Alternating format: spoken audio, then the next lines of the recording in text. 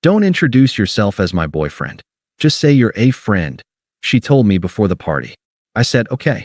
When we got there, I introduced her to people as someone I used to date. She pulled me aside furious. I said, you wanted honesty. We're done. And left. Hey viewers, before we move on to the video, please make sure to subscribe to the channel and hit the like button if you want to see more stories like this. Thanks. I never thought I'd be posting here, but after everything that's happened, I need to get this off my chest.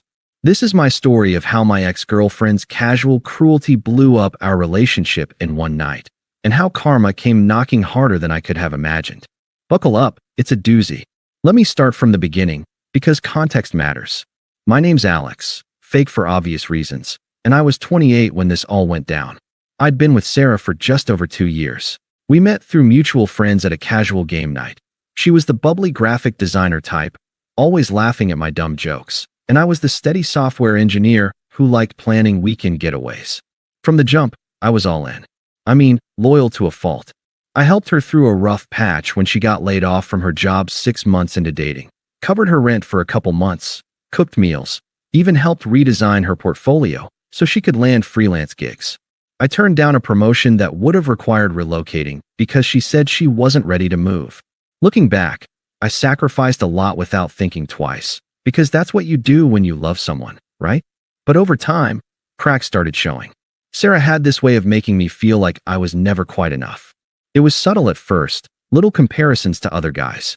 Like, we'd be watching a movie, and she'd say something like, see, that's the kind of adventure I want. You're always so predictable.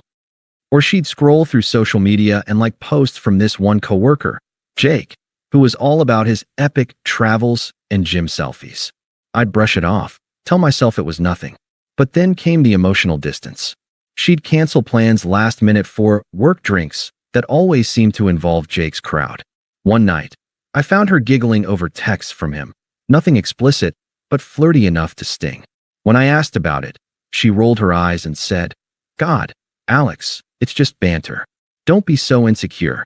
I should have seen the writing on the wall, but I was committed. I planned a surprise weekend trip to a cabin upstate for our 2-year anniversary. Hiking, wine, the works. She loved it at the time, or at least acted like she did. But a week later, she started pulling away more. Fewer texts during the day, more nights out with friends. I felt like I was chasing her affection, always the one initiating.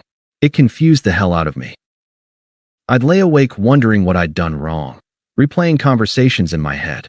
Was I too boring? Too safe? I even started hitting the gym more, trying to spice things up, but it felt forced. Then came the party. It was a mutual friend's birthday bash at some rented loft in the city, nothing fancy, just drinks, music, and about 50 people from our overlapping circles. Sarah had been hyping it up for weeks, saying how fun it would be to let loose. The afternoon before, as we were getting ready in our apartment, she dropped the bomb. We were standing in the bedroom. I was tying my shoes, and she was fixing her makeup in the mirror. Hey, Alex, she said casually, like she was commenting on the weather. When we get to the party, don't introduce yourself as my boyfriend, okay? Just say you're a friend. I froze mid-knot. What? What? She didn't even look at me, just kept blending her eyeshadow. It's not a big deal. Jake and some work people might be there, and I don't want things to get weird or awkward. You know how office gossip is. Plus, labels are so restrictive. We're just hanging out tonight, right? Keep it light. Her tone was so dismissive, like I was overcomplicating a simple request. It hit me like a gut punch. This woman I'd built my life around was basically asking me to pretend we weren't together. To hide me. For what? So she could flirt freely with Jake? I felt a wave of confusion and hurt wash over me, but I didn't explode. That's not my style. Instead, I just nodded slowly. Okay, I said, keeping my voice even. If that's what you want. She smiled at her reflection, satisfied. Cool, thanks. You're the best. We drove to the party in near silence. My mind was racing, replaying every sacrifice, every late-night talk where I'd assured her I was in this for the long haul. By the time we parked, I'd made a decision. If she wanted honesty without labels, she'd get it. The loft was buzzing when we walked in, string lights, a makeshift bar, people laughing in clusters. Sarah immediately spotted a group and waved, pulling me along. First introductions came quick, a couple of her work friends approached us. "Hey, Sarah, who's this?" one asked, nodding at me. Sarah opened her mouth, but I beat her to it, calm as could be. "Hi, I'm Alex. And this is Sarah, someone I used to date." The words hung in the air. Her friends exchanged awkward glances, chuckling nervously like it was a joke. Sarah's face went from confused to pissed in seconds. She forced a laugh. "Ha, very funny. He's my boyfriend." But I just shrugged. "Nah, we're good as friends tonight, right?" We mingled a bit more, and I did it again with another group, introduced her the same way. By the third time, she was seething. She grabbed my arm and yanked me into a quiet corner by the kitchen, away from the crowd. Her eyes were blazing. "What the hell are you doing?" she hissed, her voice low but sharp. "You're embarrassing me." I met her gaze steadily, no anger, just resolve. "You told me not to introduce myself as your boyfriend. Just a friend." So I figured honesty was key. If we're downplaying things, might as well be accurate. She crossed her arms, smirking like I was being ridiculous. "Oh my God, Alex, grow up. I didn't mean for you to act like we're broken up. I just didn't want Jake thinking I'm tied down. He's got this big project coming up, and networking is important. You're always so literal. Why can't you just play along? It's not like I'm cheating or anything, yet." That "yet" slipped out, and she caught herself, but it was too late. Her words twisted like a knife. Excuses piled on justifications, all wrapped in smug logic. "Look, you're great and all, but Jake gets my creative side. He's exciting, travels everywhere, pushes me to be better. You're comfortable, safe. But I need more than that right now. If you can't handle a little white lie for my career, maybe we're not compatible anyway." I stood there, letting her words sink in. The confusion I'd felt earlier crystallized into clarity. This wasn't about a party or networking. It was about her treating me like a backup plan, humiliating me publicly while she eyed someone else. But I didn't beg or argue. I just nodded once. "You wanted honesty. We're done." Her smirk faltered. "Wait, what? You're breaking up with me over this? That's pathetic." "No," I said quietly. "I'm just agreeing with you. Good luck with Jake." And with that, I turned and walked out the door, leaving her standing there stunned. The drive home was a blur. I blocked her number before I even got back to the apartment, packed an overnight bag, and crashed at a buddy's place. That night, I sat on his couch, staring at the wall, feeling the weight of it all.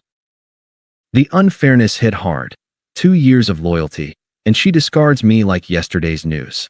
I wondered if I'd overreacted, if I should have fought more. But deep down, I knew. Her disrespect was the real betrayal.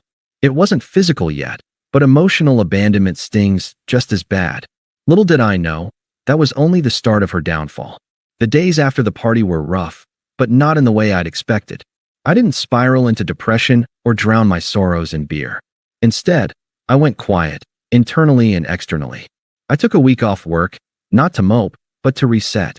I crashed at my buddy Mike's place, the one who'd always warned me Sarah was high maintenance. He didn't say, "I told you so," just handed me a controller for some video games and let me vent when I was ready. Sitting there on his lumpy couch, I dissected everything. The confusion lingered. How had I become the backup guy? I'd given up that job transfer for her stability, planned that anniversary trip to make her feel special, even tolerated her banter with Jake because I trusted her. Now, it all felt like emotional abandonment, her slowly checking out while I held on. It was unfair, yeah, but yelling about it wouldn't change a thing. I decided to channel that energy into myself. I unblocked her temporarily to grab my stuff from the apartment while she was at work, left my key on the counter, and that was it. No note, no drama. Detachment was my armor. Back at Mike's, I started small. Hit the gym consistently, not for her, but for me. Picked up running, which cleared my head. Work-wise, I threw myself into projects I'd sidelined. That promotion I'd passed on. The company offered something similar locally, and I took it. More responsibility, better pay. I even started therapy, not because I was broken, but to understand why I'd ignored the red flags. Sessions helped. I realized her manipulations, like those constant comparisons, had chipped away at my confidence. But I wasn't bitter. I was evolving. By month 2, I felt clearer, calmer. Life without the eggshells was freeing. Meanwhile, whispers of karma started trickling in. Mutual friends filled me in, unprompted, probably because Sarah's version of events painted me as the villain. Turns out, Jake wasn't the knight in shining armor she'd imagined.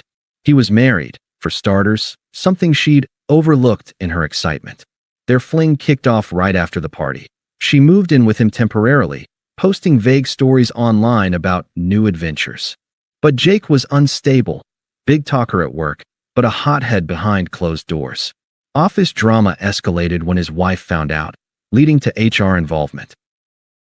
Sarah got caught in the crossfire, fired for conflict of interest after emails surfaced showing she'd used company time for their hookups.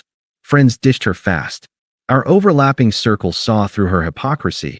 She'd badmouth me as clingy while chasing a cheater. One by one, they stopped inviting her out. She ended up isolated, crashing on her sister's couch, scraping by on freelance gigs that dried up because her reputation tanked. Jake?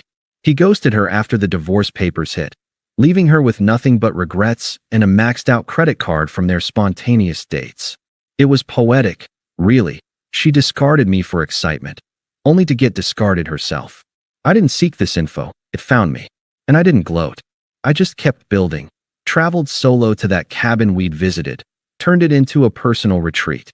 Started dating casually, nothing serious, but it reminded me I was desirable. Life was rising quietly. Then the attempt started. First, about a month post-breakup, text from a new number. She'd gotten around the block somehow. "Hey Alex, it's Sarah. Can we talk? I miss you."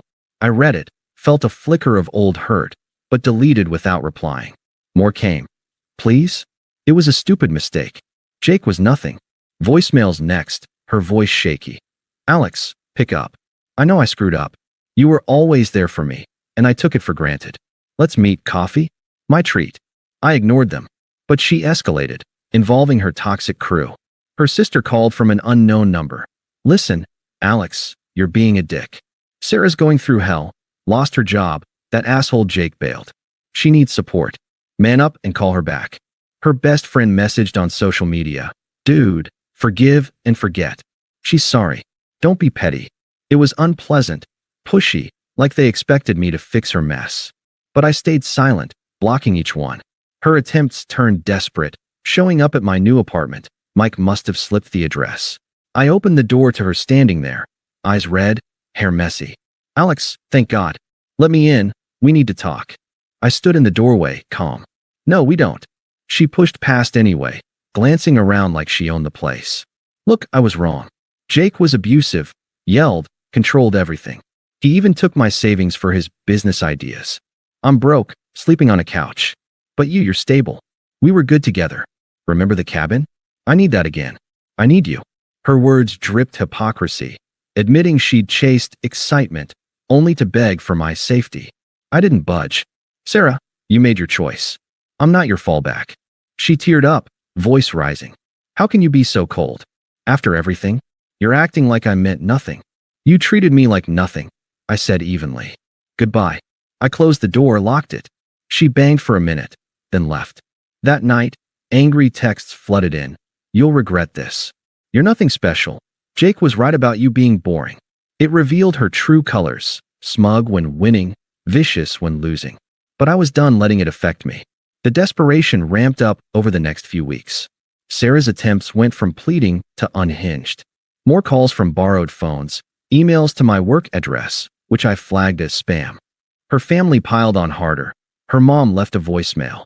"Alex, this is ridiculous. Sarah's family, and you're abandoning her? She's depressed, can't eat. Come fix this. You owe her after 2 years." Owe her? For what? The betrayal. It was toxic, entitled, like they saw me as her emotional ATM. Friends of hers I'd never liked chimed in via group chats. "Bro, give her a chance. She's changed." But she hadn't. The anger phase hit full swing after my rejections. Public posts subtweeting me. "Some people are too weak to forgive, good riddance." It backfired. Mutuals unfollowed her, siding with me privately. By month 4, she was unraveling visibly. Lost more gigs, gained a rep for drama. Jake's ex-wife even messaged me anonymously, confirming he'd done this before, used women, then ditched. Sarah was just the latest casualty. I, meanwhile, thrived. New job led to a raise. I bought a small condo, furnished it my way. Started seeing Emily, a kind, adventurous woman from my running group. No games, just mutual respect. Life felt complete, her irrelevance growing daily. The final nail came at our mutual friend Lisa's wedding, 6 months post-breakup. I RSVP'd yes, knowing Sarah might be there, but I wasn't hiding. The venue was a charming garden hall, string lights twinkling, laughter everywhere. I arrived with Emily on my arm, feeling at peace. Mid-reception, Sarah approached during cocktail hour. She looked worn, dress ill-fitting, makeup heavy to hide bags under her eyes. Desperation clung to her like cheap perfume. "Alex," she said, voice cracking. "Can we talk?" Privately. Emily squeezed my hand supportively. I nodded to Sarah. We stepped to a quiet patio. "Look, I know I've been awful," she started, tears welling. "Jake destroyed me. Cheated, stole, left me homeless basically. I'm in therapy now, trying to fix myself. But I realize what I lost. You were the best thing in my life. Stable, kind. We can start over. I'll change. Please." Her hypocrisy shone, begging for the boring stability she'd mocked. I stayed composed, no sympathy. "Sarah, you said I was too safe, too predictable. That you needed excitement like Jake. Well, you got it, and the consequences." She flinched. "I was stupid. I didn't mean it. You're better than him. Let's try again." I shook my head. "No. You taught me what I don't want. Someone who treats me as a backup, disrespects me publicly. I've built something better. New job, new home, someone who values me. You're irrelevant now. Focus on your own growth." Her face twisted, desperation to anger. "So that's it? You're just done? With her?" She nodded toward Emily inside. "She'll see you're nothing special." I mirrored her old logic calmly. "Like you said at the party, labels are restrictive. We're not compatible. Goodbye, Sarah." I walked back in, rejoining Emily. Sarah stood there, stunned, then left early. Mutuals noticed, whispers of her seeing my poise. Later, she tried one last text barrage, but I blocked for good. That night, dancing with Emily, I felt free. Sarah's betrayal was a catalyst for my upgrade. She's a footnote. I'm the author now. Final update, blocked her circle. Thriving. If you're in a similar spot, walk away with dignity. Karma handles the rest. Thanks for watching. Make sure to subscribe to the channel and hit the like button. What do you think about this story? Share it in the comments.